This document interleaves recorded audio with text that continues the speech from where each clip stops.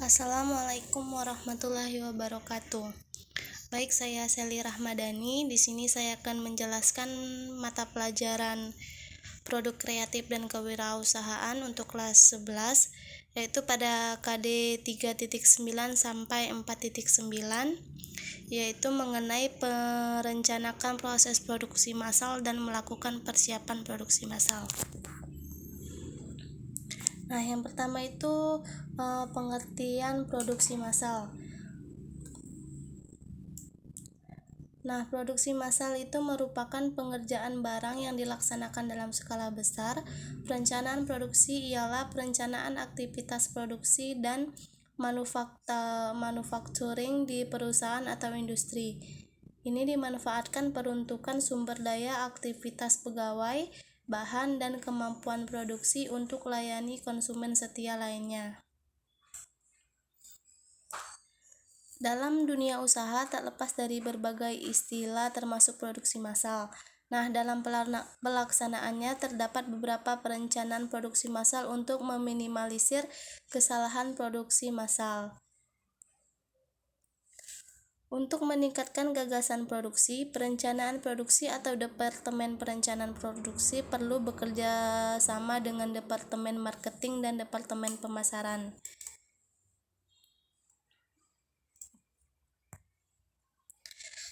Selanjutnya adapun ciri-ciri produksi massal.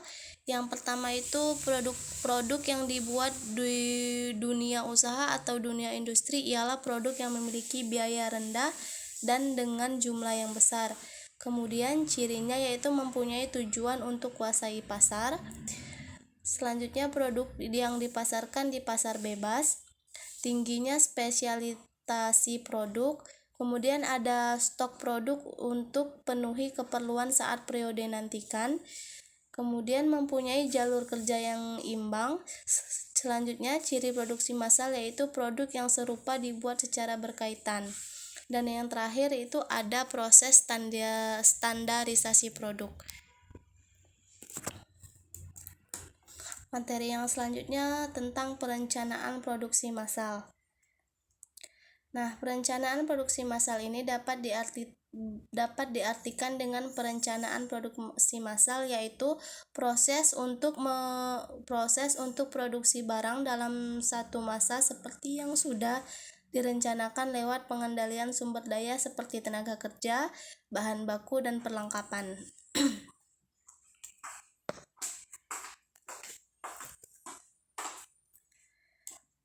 Yang pertama itu ada perencanaan produksi massal.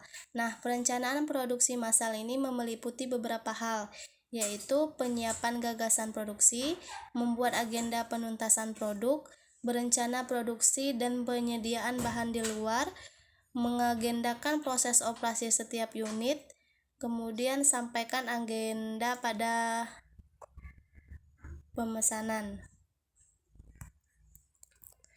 Nah, adapun tujuan dari perencanaan produksi massal yaitu meminimalisir ongkos dan mengoptimalkan keuntungan, kemudian mengoptimalkan kepuasan konsumen setia, meminimalisir pengubahan nilai produksi, kemudian meminimalisir pengubahan tenaga kerja, dan yang terakhir mengoptimalkan peralatan dan inventaris pabrik.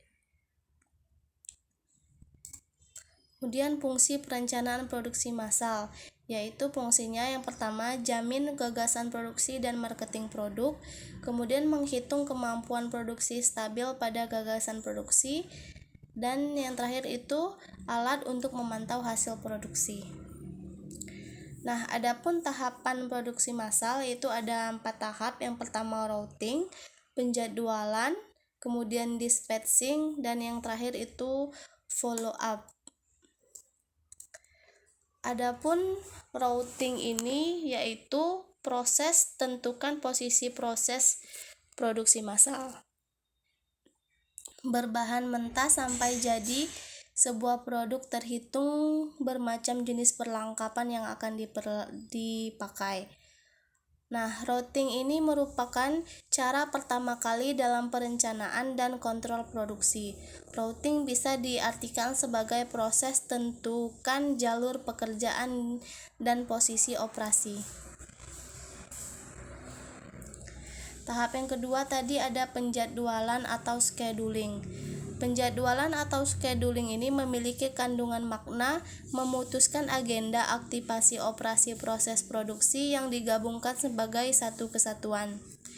Scheduling atau penjadwalan dilaksanakan untuk bahan, suku cadang, mesin, dan lain sebagainya. Kemudian tahapan produksi massal yang ketiga ada dispatching atau penempatan.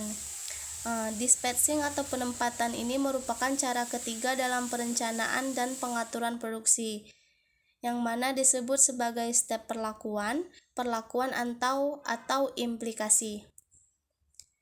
Dan tahapan yang terakhir pada produksi massal yaitu follow up.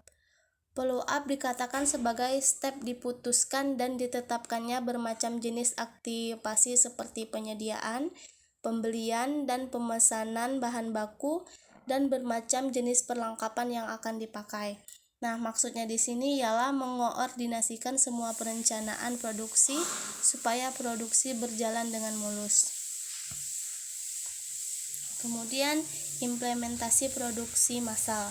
Yang pertama, implementasi dengan menentukan produk yang akan dibuat secara massal. Nah, maksudnya di sini yaitu cara pertama kali yang harus dilaksanakan ialah tentukan produk yang akan dibuat secara massal. Misalkan pada pembuatan masker kain. Nah, kenapa masker kain?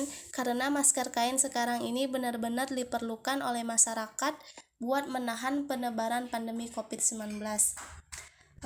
Implementasi yang kedua yaitu memfilter gagasan dan ide. Gagasan atau ide yang diartikan ialah berkaitan gagasan atau ide produk yang sesuai pasar dan beberapa hal yang lain. Misalkan, gagasan atau ide mengenai masker kain disamakan dengan pasar dan standar dari WHO. Implementasi yang ketiga itu membuat desain produk. Desain produk itu merupakan perancangan wujud yang mempunyai nilai, manfaat, dan bisa dipenuhi keperluan customer. Yang keempat yaitu membuat gambar kerja produk. Gambar kerja produk merujuk pada gambar yang jadi referensi atau dasar supaya gagasan bisa direalisasikan dalam bentuk fisik sebuah benda. Nah, implementasi yang kelima yaitu dengan membuat dan mengetes peranan archetype produk.